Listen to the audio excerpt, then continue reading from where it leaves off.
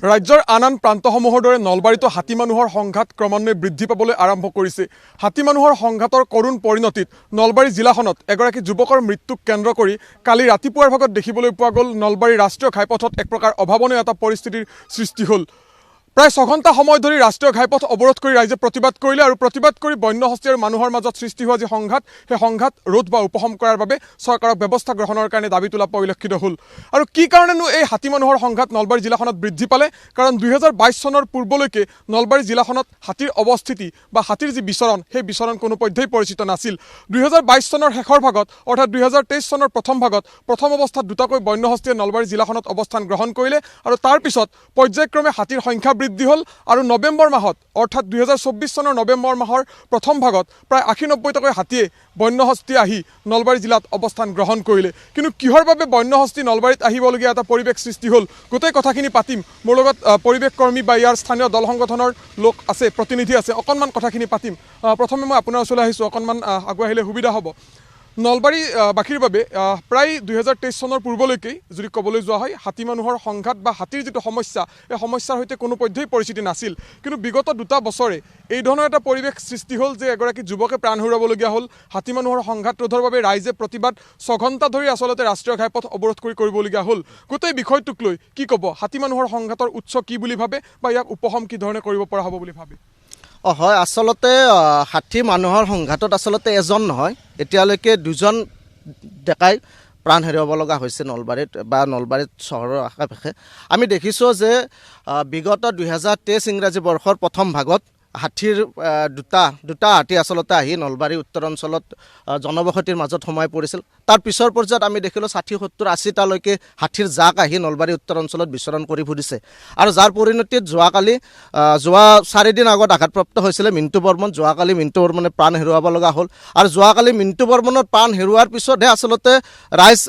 সজাগ হোৱা যেন এক অনুভৱ হৈছে। কিন্তু আমি দল সংগঠনসমূহে আগৰ পৰাই আমি আহ্বান জনাই আহিছোঁ চৰকাৰক তথা বন বিভাগক যে এই যিটো হাতীৰ জাক আহিছে এই হাতীৰ জাকটো আচলতে ক'ৰ পৰা আহিছে, এই হাতীৰ জাকৰ যিটো উৎস এই উৎসটো বিচাৰি ল'ব লাগে। আচলতে আমি দেখিবলৈ পাইছোঁ যে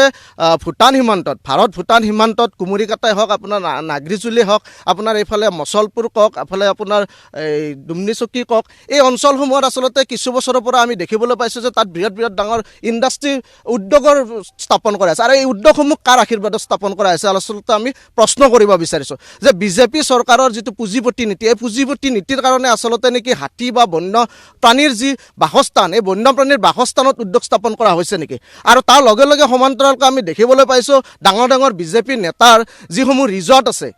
যি ভূটান পাহাৰৰ যি একেবাৰে দাঁতিকাষৰীয়া অঞ্চলত যিসমূহ ৰিজৰ্ট আছে এই ৰিজৰ্টসমূহ আমি দেখিবলৈ পাইছিলোঁ যে কিছু বছৰৰ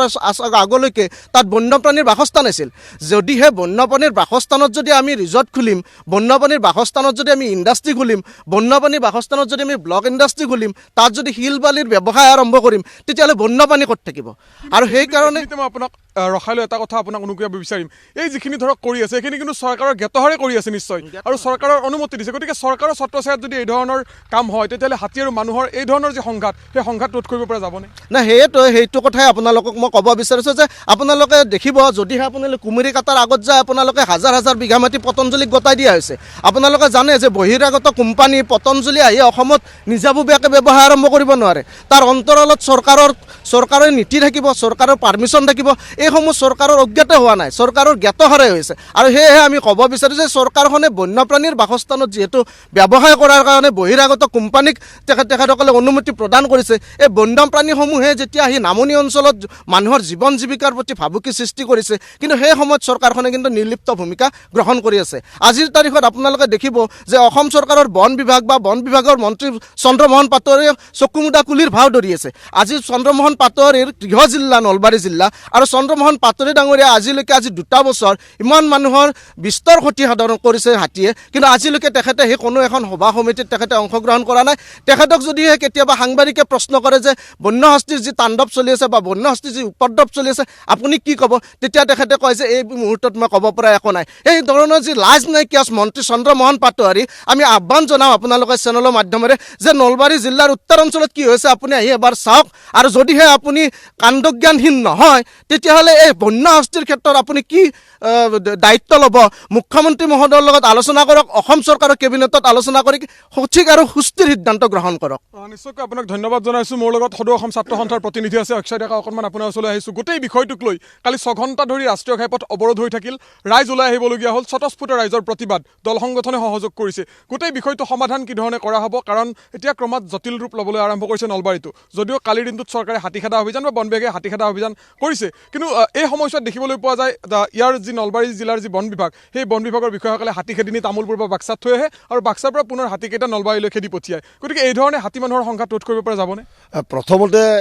এই অঞ্চলৰ উত্তৰ অঞ্চলৰ ৰাইজৰ এটা নতুন সমস্যা, এই হাতী, বনৰীয়া হাতীৰ যিটো উপদ্ৰৱ, আৰু এই উপদ্ৰৱটো দিনক দিনে বৃদ্ধি হৈছে আৰু তাৰ ফলত এজন যুৱক আমাৰ মাজৰ পৰা আমি হেৰুৱাব লগা হৈছে। আৰু এই ক্ষেত্ৰত বন বিভাগ আৰু এই যে আমাৰ BTAD আৰু নলবাৰী জিলা প্ৰশাসনৰ মাজত যিটো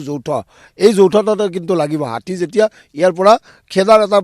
ক্ষেত্ৰত মানে তেখেতসকলে ব্যৱস্থা গ্ৰহণ কৰিব লাগিব। তাৰ লগে লগে বন বিষয়া আৰু বন মন্ত্ৰীগৰাকী, বিশেষকৈ চৰকাৰ, কাৰণ চৰকাৰে এতিয়া সৰ্বসাধাৰণ ৰাইজৰ কথাত মানে কি হৈ আছে, কি হোৱা নাই, এই কথাত তেওঁলোকৰ নজৰ নাই, কিন্তু তেওঁলোকৰ কেনেকৈ গাদীটো ৰক্ষা কৰে এই ক্ষেত্ৰতে পদক্ষেপ গ্ৰহণ কৰিছে। গতিকে বনমন্ত্ৰীগৰাকী, নলবাৰী জিলাক প্ৰতিনিধিত্ব কৰি বনমন্ত্ৰী এগৰাকী, আৰু তেখেতে এই উত্তৰ অঞ্চলৰ কিন্তু কোনো জনসাধাৰণৰ এই সমস্যাৰ ক্ষেত্ৰত তেখেতে মাত মাতি অহা নাই বা পদক্ষেপ লোৱা নাই। আমি তেখেতক এটাই দাবী উত্থাপন কৰিব বিচাৰিছোঁ যে বনৰীয়া হাতী এই অঞ্চলৰ নতুন এটা সমস্যা, আৰু এই বনৰীয়া হাতীৰ যিটো জাক, এই জাকটোৱে বিভিন্ন এই অঞ্চলৰ ৰাইজক, বিশেষকৈ ঘৰ দুৱাৰ, খেতি বাতি, মানুহৰ মৃত্যু হ'ল। এই ক্ষেত্ৰত চৰকাৰে কোনো ব্যৱস্থা গ্ৰহণ কৰা নাই, আৰু বিভাগীয়ভাৱে এইটো এটা BTAD প্ৰশাসনৰ লগত নলবাৰী জিলা প্ৰশাসনৰ এটা যৌথ অভিযান লাগিব। আৰু এই হাতীটো ক'লৈ খেদিব, আৰু যিটো হাতী যোৱা পথ, পাহাৰ অঞ্চল বা বনাঞ্চলৰ যোৱা পথ, তাত মানে নিৰ্মাণ কাৰ্য, গতিকে এই নিৰ্মাণ কাৰ্য বহিৰাগতৰ হাতত অৰ্পণ। গতিকে এনেধৰণৰ কথাই এই অঞ্চলৰ ৰাইজক বিশেষকৈ শংকিত কৰি তুলিছে। এতিয়া দিনক দিনে এই কথাটোৰ সমস্যা সমাধান কৰাৰ ক্ষেত্ৰত চৰকাৰে এটা দৃঢ় পদক্ষেপ গ্ৰহণ কৰিব লাগিব। আৰু মই ভাবোঁ, যদি এই সৰ্বসাধাৰণৰ সমস্যাই যদি তেওঁলোকৰ এই বিধায়ক বা আমোলা বিষয়াসকলৰ সমস্যা হোৱাহেঁতেন আজিলৈ কিন্তু সমস্যাটো সমাধান হ'লহেঁতেন, কিন্তু জনসাধাৰণৰ ক্ষেত্ৰত তেখেতসকলে পিঠি দিছে। গতিকে আমি এটাই কথা উত্থাপন কৰিব বিচাৰিছোঁ, বন মন্ত্ৰী আৰু অসম চৰকাৰ, বিশেষকৈ মুখ্যমন্ত্ৰী, এই ক্ষেত্ৰত এটা হস্তক্ষেপ কৰি এই অঞ্চলৰ এই স্থায়ী যিটো মানে সমস্যা, নতুন যিটো সমস্যা, এই সমস্যা সমাধান কৰাৰ ক্ষেত্ৰত এটা দৃঢ় পদক্ষেপ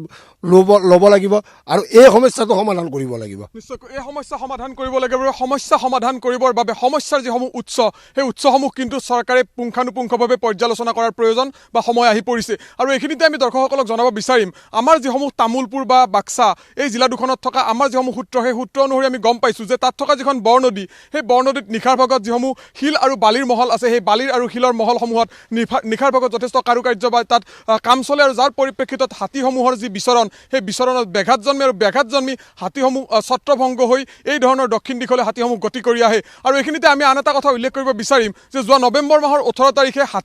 হাতীৰ গতিবিধি লক্ষ্য কৰাৰ বাবে হাতীক ৰেডিঅ' কলাৰ সংস্থাপন কৰা হৈছিল, আৰু যিটো হাতীক যি উদ্দেশ্যত ৰেডিঅ' কলাৰ সংস্থাপন কৰা হৈছিল, সেই হাতীটো কিন্তু দেখিবলৈ পোৱা গৈছিল 80-90টাৰো অধিক হাতী থকা যিটো হাতীৰ জাক, সেই হাতীৰ জাকটোৰ পৰা ক্ৰমাৎ অকলশৰীয়া হৈ আহিছিল, আৰু অকলশৰীয়া হৈ অহা সেই হাতীটোৱে কিন্তু শেহতীয়াকৈ নলবাৰী জিলাখনৰ বিভিন্ন প্ৰান্তত উপদ্ৰৱ চলাই থকা পৰিলক্ষিত হৈছিল। গতিকে এই ধৰণৰ দিশসমূহ চৰকাৰে পৰ্যালোচনা কৰি চোৱাটো প্ৰয়োজন, কাৰণ দুটাকৈ হাতীক ৰেডিঅ' কলাৰ কৰাৰ কাৰণে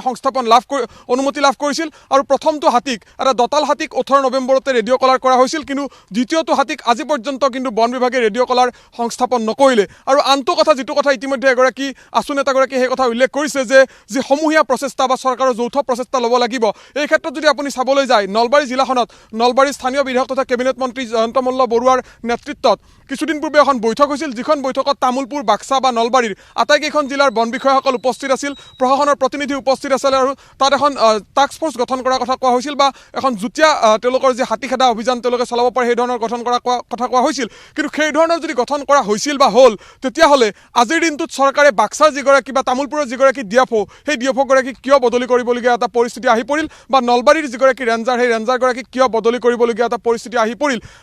আমি খবৰ পোৱা মতে এই যে বিভাগীয় সমন্বয়হীনতাৰ বাবে হাতী খেদা অভিযান বাৰম্বাৰ ব্যৰ্থ হৈছিল। আমাৰ হাতত থকা তথ্য অনুসৰি চলিত বৰ্ষৰ জানুৱাৰীৰ পৰাই চৰকাৰে হাতীখেদা অভিযান বা বন বিভাগে হাতীখেদা অভিযান আৰম্ভ কৰিছিল আৰু সেই হাতীখেদা অভিযান প্ৰায় 10-12ৰো অধিক বৃহৎ হাতীখেদা অভিযান চৰকাৰে কৰিছিল কিন্তু সেই অভিযান সফল হোৱা নাছিল একমাত্ৰ বন বিভাগৰ যি বিষয়াসকলৰ সমন্বয়হীনতা সেই সমন্বয়হীনতাৰ বাবে গতিকে এই দিশসমূহত কিন্তু চৰকাৰে পৰ্যালোচনা কৰাটো প্ৰয়োজন কাৰণ নলবাৰী জিলাখনত নতুনকৈ সৃষ্টি হোৱা হাতী মানুহৰ যি সংঘাত বা এই যে সমস্যা এই সমস্যাক যদি কলিতেই মোহাৰি পেলোৱা নহয় তেতিয়াহ'লে অনাগত সময়ছোৱাত কিন্তু এই সমস্যাই আৰু অধিক জটিল ৰূপ লোৱাৰ সম্ভাৱনা আছে আন এগৰাকী ব্যক্তি আছে মই তেখেতৰ সৈতে কিছু কথা পাতিম নলবাৰী জিলাখনৰ বাবে এই হাতী মানুহৰ সংঘাত একেবাৰে নতুন সমস্যা 2022 চনৰ শেষৰ ভাগত 2023 চনৰ প্ৰথম ভাগত দুটা হাতীৰ অৱস্থিতি আছিল তাৰ পিছত পৰ্যায়ক্ৰমে হাতীৰ সংখ্যা বৃদ্ধি হ'ল মানুহৰ সমস্যা কিন্তু বৃদ্ধি হ'ল গতিকে এই হাতী মানুহৰ সংঘাত সমাধানৰ উপায় কি বুলি ভাবে বা এই যে সংঘাত সৃষ্টি হ'ল এই সংঘাতৰ উৎস কি বুলি ভাবে সমাধানলৈকে অহাটো বহুত দূৰ এইটো জাষ্ট আৰম্ভণি আপোনালোকে যিটো হেৰি মানে ট্ৰায়েল বেচিছ চলি আছে এইটো আমি যে প্ৰকৃতিক যে ধ্বংস কৰিলোঁ দুয়ো হাতে যে প্ৰকৃতি আমি গছ বিষ কাটি যে প্ৰাকৃতিক পৰিৱেশটো যে ধ্বংস কৰিলোঁ তাৰে এইটো প্ৰকৃতিগতভাৱে প্ৰাকৃতিক নেচাৰেলি এইটো এটা প্ৰথম এটা যে হাতীকেইটা যে আহিছে এইটো আৰম্ভণি এইটো আকৌ ডাঙৰ হোৱাই নাই এইটো এটা জাষ্ট ট্ৰায়েল বেচিছ চলি আছে হাতী আহিছে আৰু আমাৰ মানে কি ক'ব লাজো লাগে কিন্তু আমাৰ দুৰ্ভাগ্য যে যোগ্য ঠাইত অযোগ্য ব্যক্তিৰ ভৰ্তি হৈ গৈছে মানে তেওঁ বিভাগীয় বিষয়া হওক মন্ত্ৰী এম এল এ হওক চকী যোগ্য যিখিনি ঠাই যে ডি চি চকীখনত যোগ্যজন বহিছে নাই তেওঁ IAS অফিচাৰ হয় কিবা হয় তেওঁ কি হ'ব তেওঁৰ মতে চলাব যেতিয়া 2024 প্ৰথম অৱস্থাত যে দুটা হাতী আহিছিল তেতিয়া আমি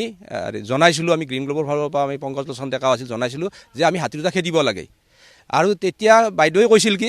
নাই দুটাহে আহিছে আমি মেনেজ কৰিম আজি কৰক না মেনেজ অৰ্থাৎ এই ক'লোঁ না আমি যে তেওঁৰ IAS তেওঁ IPS আমি চব মানে যাৰ বেছি পাৰ্চেণ্টেজ আছে বা যোগ্যতা আছে সেই যোগ্যতাটো ইয়াত নাখাতে প্ৰকৃতিৰ লগত সেই লিখা পঢ়া যোগ্যতাটো নাখাতে সেই সিদিনা সেই বাইদেৱে যে ভুল সিদ্ধান্ত ল'লে তেওঁৰ হেৰিত চালে গম পাব তেওঁৰ মিটিঙত আমি কোৱা গৈছিল তেওঁৰ ডিচিঅ ছাৰকে যে হাতী দুটা খেদিব লাগে কৈছে আমি মেনেজ কৰিম মাত্ৰ দুটা হাতী আজি কৰক না আজি 200 হাতী আহিছে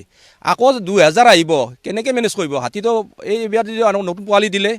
প্ৰকৃতিগত কিছু ভাগ্য ভাল যে হাতীয়ে প্ৰতি বছৰে পোৱালি নিদিয়ে কিন্তু আমি প্ৰাকৃতিক যি ধ্বংসযজ্ঞ চলালোঁ তাৰে পৰিণতিত এইটো জাষ্ট আৰম্ভণি হাইৱে এদিন অৱৰোধ কৰিলেতো বিভাগৰ কাৰণে সৰু কথা হাতীয়ে মানুহ মাৰি আছে নলবাৰীত মাৰিছে কাৰণে হেৰি কথা আমাৰ দুখ লাগিছে আমি কোৱা নাই আমি শ্বহীদ ঘোষণা কৰিছোঁ মিণ্টু বৰ্মনৰ তেওঁক আমি অথলে যাব নিদিওঁ এইটো নলবৰীয়া তেজ আছিল কাৰণে পথ অৱৰোধ কৰিছোঁ নহ'লে অসমত কেতিয়াও হাতী মানুহ মাৰাৰ কাৰণে পথ অৱৰোধ হোৱা নাই এইটো নলবাৰীত হৈছে আৰু নলবাৰীৰ পৰা গোটেই চিকিৎসাটো হ'ব এইটো বেমাৰটো এটা বেমাৰ আমি কৰিম চিকিৎসাটো গতিকে চিকিৎসা কৰাৰ লগে আমি যিটো আমি হাতীৰ দোষ দি লাভ নাই কিন্তু আমি যিহেতু হাতী যিখিনি নেচাৰেলি আছিল সেই ঠাইখিনি আমি ভংগ কৰি দিলোঁ আৰু পাগলদিয়াৰ বুকুত যদি নেচাৰেলি যিটো চিন আৰম্ভ হ'ল গছ বন গ'ল গতিকে এতিয়া পাগলদিয়াৰ বুকুত কাহাৰিতকৈ আপোনাৰ ধৰি লওক ভূটানতকৈ বেছি গছ বিৰিখ ধুনীয়াকৈ হেৰি হৈছে সেইকাৰণে হাতীবিলাক আহিছে য'ত জংঘল হ'ব তাত জংঘল হেৰি আহিবই কেতিয়া কিন্তু ডাঙৰ কথাটো আহি আছে এতিয়া হাতীয়ে মানুহ মাৰিছে এইটো প্ৰথম কথা এতিয়া মানুহে হাতী মাৰিব এদিন দুদিন পিছত মাৰিবই গজৰাজ বুলি কৈ পেলাই সেৱা কৰি আমি চলিলোঁ তেতিয়া আহিব কিমান নিউজ কৰিব এবাৰ এতিয়া মানুহে মাৰিব নহয় যে মানুহৰ ঘৰত হাতী উতৰাব লৈ আহিছে ঘৰ সোমাইছে এতিয়া হাতীয়ে মানুহ মাৰিছে আমাৰ দুখ লাগিছে কিন্তু কালিৰ পৰা মানুহে হাতী মাৰিব তেতিয়া এতিয়া সময় থাকোঁতে ব্যৱস্থা গ্ৰহণৰ প্ৰয়োজনীয়তা আহি পৰিছে নহয় মই মতে চৰকাৰ শব্দটো মই ব্যৱহাৰ কৰিব নোখোজোঁ কাৰণ চৰকাৰ যে আছে নাজানো অসমৰ এজনে মন্ত্ৰী আছে তেওঁ হেমন্ত বিশ্ব শৰ্মা তেওঁ যদি এতিয়া ভাবে বাকীবিলাকতো মই মন্ত্ৰী বুলি নাভাবোঁ মানুহ কিয় বিচাৰি আছে কালিৰ পৰা চিঞৰি কি আছে জয়ন্ত মল্লক লাগে হেৰিক লাগে আৰু কি আছে আমাৰ চন্দ্ৰমোহন পাটোৱাৰী কোনে মন্ত্ৰী পাতিছে মন্ত্ৰীৰ মানে অযোগ্য ব্যক্তিয়ে যোগ্য ঠাইত ভৰ্তি হৈ যোৱাৰ কাৰণে এইটো সমস্যা হৈছে সমস্যা সমাধানৰ কাৰণে চৰকাৰে ব্যৱস্থা গ্ৰহণ কৰিব লাগিব অকণমান আপোনাৰ ওচৰলৈ আহিছোঁ স্থানীয় লোক হিচাপে কি ধৰণৰ সমস্যাৰ মোকাবিলা কৰিবলগীয়া হ'ল বিগত 1.5-2 বছৰে সমস্যাটো বহুত কথাটো হ'ল কি আমি জানো যে এইটো জনাঞ্চল এইটোতো বনাঞ্চল নহয় বনাঞ্চলৰ পৰা জনাঞ্চলত হাতী আহিব লগা হ'ল কিয় প্ৰথম কথা হৈছে এইটো জনাঞ্চলত এইকাৰণে আহিব লগা হ'ল যে বনাঞ্চলত বন্য হস্তি বা বন্য প্ৰাণী থাকিব পৰা কোনো ধৰণৰ সুবিধা নাই চৰকাৰৰ অনুমতি লৈয়ে বিভিন্ন ধৰণে মহল খুলিছে তেওঁলোকে ইটা ভাটা খুলিছে এইবিলাক কৰাৰ কাৰণে তেওঁলোকে থাকিব পৰা জেগা নাই কাৰণে আমাৰ ইয়াত আহিছে গতিকে এইটো সৰু কথা চৰকাৰে এইটো অতি সহজেই যদি সদিচ্ছা কৰে আচলতে মই ভাবোঁ যে এই ক্ষেত্ৰত চৰকাৰৰ সদিচ্ছাৰ প্ৰয়োজন গতিকে নিশ্চয়কৈ চৰকাৰৰ সদিচ্ছাৰ প্ৰয়োজন কাৰণ প্ৰতিটো তথ্য বা প্ৰতিটো কথা আমি পোনপটীয়াকৈ আমাৰ ND24 দৰ্শকসকলৰ জৰিয়তে দি চৰকাৰ প্ৰশাসনৰ দৃষ্টিগোচৰ কৰাৰ চেষ্টা কৰিছোঁ আৰু সেই কথা পুনৰ কৈছোঁ যে হাতী আৰু মানুহৰ সংঘাত এই সংঘাতৰ যিসমূহ মূল উৎস সেই উৎসসমূহ যাতে চৰকাৰে চিনাক্ত কৰি উলিয়ায় কাৰণ প্ৰতিটো তথ্য আমি ইতিমধ্যে উদঙাই দিছোঁ যে ভূটান সীমান্তৰ বাক্সা আৰু তামোলপুৰ জিলাত হাতীৰ অৱস্থান বা হাতীৰ আৱাসস্থল যিসমূহ আছিল সেই আৱাসস্থলসমূহ ক্ৰমাৎ সংকুচিত হৈ আহিছে মানুহৰ নিৰ্মাণ কাৰ্য চলিছে আৰু যি নিৰ্মাণ কাৰ্য চৰকাৰৰ ছত্ৰছায়াত কৰা হৈছে গতিকে এই ধৰণৰ নিৰ্মাণ কাৰ্যসমূহ যাতে বন্ধ কৰি দিয়া হয়, কাৰণ যদি বন্ধ কৰা নহয় তেতিয়াহ'লে হাতী মানুহৰ এই যে সমস্যা, সেই সমস্যা কিন্তু ক্ৰমাৎ নলবাৰীতো জটিল ৰূপ ল'ব আৰু নলবাৰীৰ দৰে ৰাজ্যৰ আন আন প্ৰান্তসমূহতো কিন্তু এই সমস্যাসমূহে জটিল ৰূপ লোৱাৰ সম্ভাৱনা আছে। গতিকে এই ক্ষেত্ৰত সময় থাকোঁতে চৰকাৰ প্ৰশাসনে বনাঞ্চলসমূহৰ সংখ্যা বৃদ্ধি কৰাৰ ক্ষেত্ৰত প্ৰয়োজনীয় ব্যৱস্থা গ্ৰহণ কৰিব লাগিব আৰু বনাঞ্চল যাতে কোনো পধ্যেই ধ্বংস নহয় তাৰ কাৰণে সময় থাকোঁতে ব্যৱস্থা গ্ৰহণ কৰিব লাগিব। কাৰণ হাতী আৰু মানুহৰ যি সংঘাতৰ এই যে সমস্যা, নলবাৰীত ইতিমধ্যে যিহেতু প্ৰাণ হেৰুৱালে এগৰাকী যুৱকে আৰু তাৰপিছত ৰাষ্ট্ৰীয় ঘাইপথৰ দৰে পথ অৱৰোধ কৰিবলগীয়া হ'ল, 6 ঘণ্টা ৰাষ্ট্ৰীয় ঘাইপথ অৱৰোধ কৰি কেবিনেট মন্ত্ৰী আবদ্ধ হৈ থাকিবলগীয়া হ'ল। গতিকে এই গোটেই বিষয়সমূহ কালি কেবিনেটত যি উত্থাপন কৰাৰ প্ৰতিশ্ৰুতি দিছিল মন্ত্ৰী বিমল বৰাই, গতিকে কেবিনেট উত্থাপন হ'ল নে নহ'ল বা কি ধৰণৰ আলোচনা হ'ল, বা আজি যিহেতু মন্ত্ৰী বনমন্ত্ৰী তথা তেখেতৰ গৃহজিলালৈ আহিব স্থানীয় বিধায়ক তথা জয়ন্ত মল্ল বৰুৱা কেবিনেট মন্ত্ৰী, তেখেতো নিজে আহিব, আহি গোটেই বিষয়সমূহ পৰ্যালোচনা কৰিব। গতিকে এই দিশসমূহ কি ধৰণে পৰ্যালোচনা হয় বা কি ধৰণে আলোচনা হয় সেয়া সময়ত লক্ষণীয় হ'ব আৰু হাতী মানুহৰ সংঘাত ৰোধৰ বাবে চৰকাৰে কি ধৰণে ব্যৱস্থা গ্ৰহণ কৰে সেয়া সময়ত লক্ষণীয় হ'ব।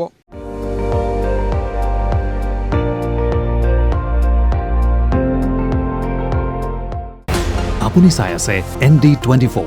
সৰ্বশ্ৰেষ্ঠ নহয় সৰ্বোত্তমৰ দৌৰ।